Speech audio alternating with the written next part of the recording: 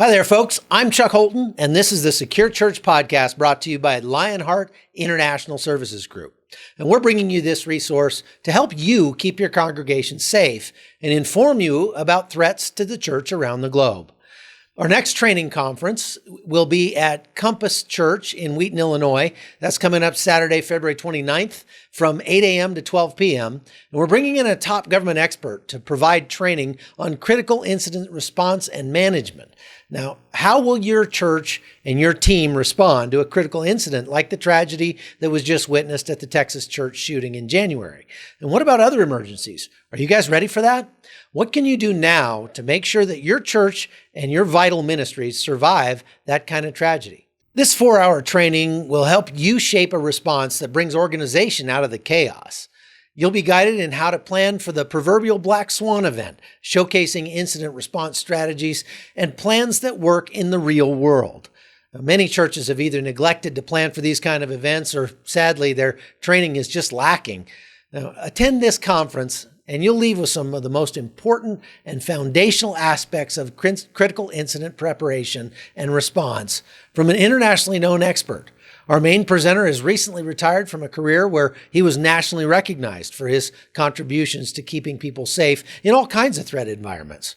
And we'll also feature a threat briefing from a retired FBI agent. And best practices will be shared from a seasoned church security team leader from a multiple campus environment and also with federal law enforcement experience. Bring your safety and security team, as well as your director of operations and even maybe your senior pastor. The training's free for you, so don't miss it. Well, a sad story out of Panama recently shows the importance of not only church security, but discipleship. A remote mountain village called El Terron became the site of a horrific massacre when a quasi-Christian cult led by 2 local men decided God had told them to torture and murder the members of their village, and in some cases their own families. 7 people were killed in a bizarre religious ritual in which residents were rounded up by about 10 lay preachers and then tortured, beaten, burned, and hacked with machetes to make them repent from their sins. Police eventually freed 14 members of the Ngobe Buglé indigenous group that had been tied up and beaten with wooden cudgels and Bibles. Alerted by 3 villagers who escaped and made their way to a local hospital, police were prepared that something bad was there, but they were still surprised by what they discovered at an improvised church and a little ranch where this little-known religious sect known as the New Light of God was operating. In all, 7 people died, including a young pregnant woman and her children. Man, what a tragedy. Good discipleship is so important because without a solid biblical foundation, people can really go off the rails, and that's true both for security and for our church. Here's something that happened recently much closer to home. A 33-year-old man is now under arrest in New York after video shows him desecrating the altar of a Catholic church during Sunday morning Mass. A man walks up to the altar of a Catholic church in Brooklyn, and what he did has him under arrest tonight. Cameras caught the suspect interrupting this past Sunday's Mass at the St. Anthony of Padua Church in Greenpoint. He's seen pouring juice on the altar and then tossing the liquid at the priest. Church attendees detained the suspect, who was later arrested. So according to the Diocese of Brooklyn, the incident captured on video surveillance occurred during the 9:30 a.m. Mass back in January at the St. Anthony of Padua Church in Greenpoint. The video shows the perpetrator walking up to the altar, pouring juice all over it, and the priest presiding over the Mass. And this is just another example of how owning the platform, exits, and aisles is critical to protecting your platform from a dangerous approach like this. Now, a few years ago, I helped put together a documentary with my friend Lieutenant Colonel Oliver North about the growing threats to churches around the globe. And in it, Lionheart founder Tim Miller made some really powerful points about why training and preparedness is so important. Check it out. There are evil people that unfortunately want to do serious harm to the church. We, as a society, must recognize that. The days of going to church and thinking it can't happen here are gone. You hear so many churches where someone's come in and start shooting, so that's our biggest nightmare. He then made entry into the sanctuary, and that's when he began just shooting all over the sanctuary. So he came prepared to do damage and injury and cause death and mayhem. Why he came here, don't know. We plan for the when not if situation. to be that safety net in case that day ever comes. And you hope it doesn't, but you prepare for the worst. Churches have been a place of safety because the doors are open for all on a day-to-day basis. You don't know who's walking through that door.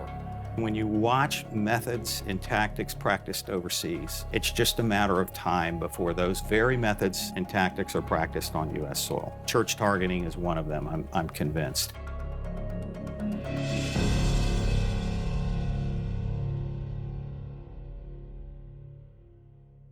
The war on terror didn't begin on 9/11/01. It's just the latest battle in a series of conflicts that have raged for more than 1,000 years. It's a clash of cultures, conflicting worldviews. Religiously motivated violence is as old as religion itself, and it's as brutal today as ever. It is as it's always been. Evil seeks to destroy the innocent. Madmen want an audience for their atrocities. The result? Everywhere large groups of people gather are now targets. It's not politically correct to say so, but let's tell it like it is. The vast majority of those being targeted around the world belong to one of two related faiths, Judaism and Christianity. Nowhere is immune. Here in the United States, attacks on churches are on the rise. Since 2000, more than 700 church shootings have been perpetrated across America. Granted, some are unbalanced lone shooters, but what worries experts most are the kinds of church attacks happening overseas that could happen here at any time. Part of my career has been spent focused on the terrorist threat, and obviously a lot of agents across the country were all consumed after 9/11 with terrorism. And when you begin to explore the mindset, the focus, the absolute determination to, yeah, you may have gotten me this time, but I'm coming back, it struck in me a realization that, wait a minute, this is not a limited war where it goes away and everything goes back to a peaceful status. These folks are determined. Attacks on Christians worldwide are occurring with alarming frequency. Churches are being bombed, burned, and looted, and their members murdered all around the globe. Even the most high-profile attacks garner little media attention. You're going to see an escalation of violence. The Jewish community is unfortunately more used to that in this country than we are. Christians are not far behind. We're going to see that mindset shift. And quite frankly, that's where if you don't have that professional security plan in place, that's a big problem.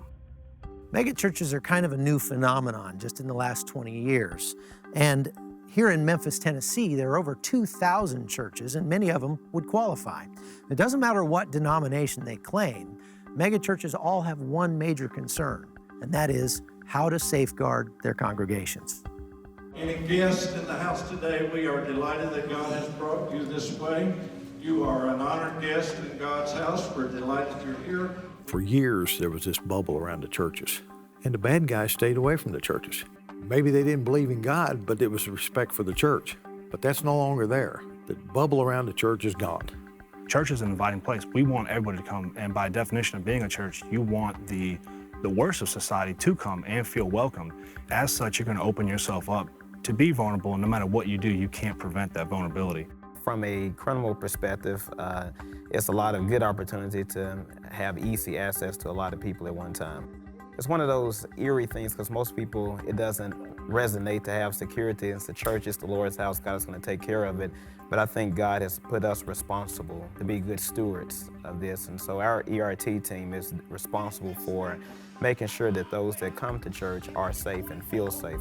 Dispatch, go ahead. Waiting room checks for accepted 2 people in. Copy. Are those teenagers? No, they're young adults. Copy. I serve as dispatcher, the eyes and the ears for our ERT team and the medical team. We just try to have eyes in every area within the church. So if there's anything that occurs, we just contact ERT. You get the call when you're police on that job, so you know what you're going to get into. Here it's more a little bit of both. You want to help, that's what the Lord has blessed us with, that wisdom, and we want to be able to help our ministry grow here. Our mission is to make sure everyone is safe, have a safe worship environment.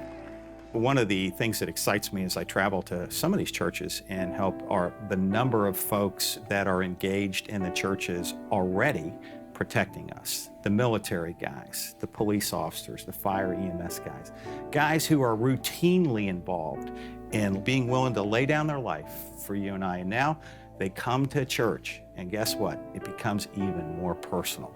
We have 17 guys who are actually on the security team. One of them is a fire chief, but then everybody else is retired law enforcement or active duty. We have several SWAT members go to church here. They do our traffic control, and they also patrol our lobbies. They're people with good hearts. They're people who come out of the background of military or police, and they have a servant spirit. These are the people who have excellent training already, and yet they're ready to step into the limelight in terms of saying they're willing to be used. We have various guys that sit throughout the sanctuary. My family and I sit on this first row right over here, and it's so that we've got it, if anything ever did happen, and we pray the Lord it doesn't, that if it ever does happen, we've got the sanctuary covered. I think the key is that basically you have a group of guys that have that skill of observance. You know, they work every day, or they have worked every day looking at people, reading body language. We just want to make sure that when it becomes that uncontrollable situation, that we're here to react, because even if the fastest response time is 3 minutes, 3 minutes of an active shooter is too long. We as a group of security people have to be on our toes. We want to be seen, but we don't want to be seen. We want you to know we're here, but we don't want you to know we're here. But when it comes down to it, you know that we're here to do what we have to do. You know, church violence is something that's sort of personal to me, because the church that I went to when I was a teenager, back in 1999, there was a worship service going on there. My father was the church administrator at the church at that time. And a man walked into the back of the church. There were about 400 teenagers in the sanctuary, just like this one, listening to a concert. The man with a gun walked in and started shooting. My father went to investigate, and as he opened the door, the man was right there in front of him, and the guy took 2 shots at my dad. The first one missed him just by inches and struck the door frame. The most memorable thing for me is the piece of that door frame that has the bullet hole in it that my dad cut out that still hangs in his office today. In my career up to that point of 12, 13 years on a police department, I'd seen numerous homicides. So you become immune, you think you become immune, but it's absolutely another thing to walk into your own church and see people and friends and faces of individuals that came here for worshiping and realize what had happened. That was just unthinkable. In 1999, there really wasn't a frame in people's thinking that this was real. Well, he had this improvised explosive device that he also detonated in the sanctuary at one point. Never been here, never had any associations with anybody else. It's almost like it was an accidental coincidence that he showed up here. What I've realized is that you may have to have staff members who part of their understanding is you may have to give your life to protect children or young people or other weak people. I would die first before I let the guy go through me. I just would. Knowing what I know and the lives it affected, I would die first before I'd let that happen. This is not a passing thing. As a matter of fact, it's probably going to become more important over the next few years than it's ever become before. Churches that don't have a mechanism to protect their churches are going to be left extremely vulnerable. As time goes on, there's going to be an increasing level of violence. And with that violence, there's a clarion call for good men and women to stand up and to say, no, I'm going to be part of the solution, because it's easy to go, oh, that's terrible in another country.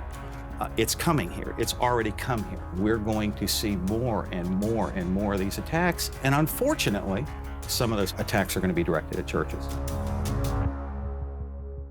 Okay, that's all I've got for today's podcast. I hope you'll share it with your friends. And if you know anybody who should be getting our periodic threat brief emails, just send their email address to mark@securechurch.org.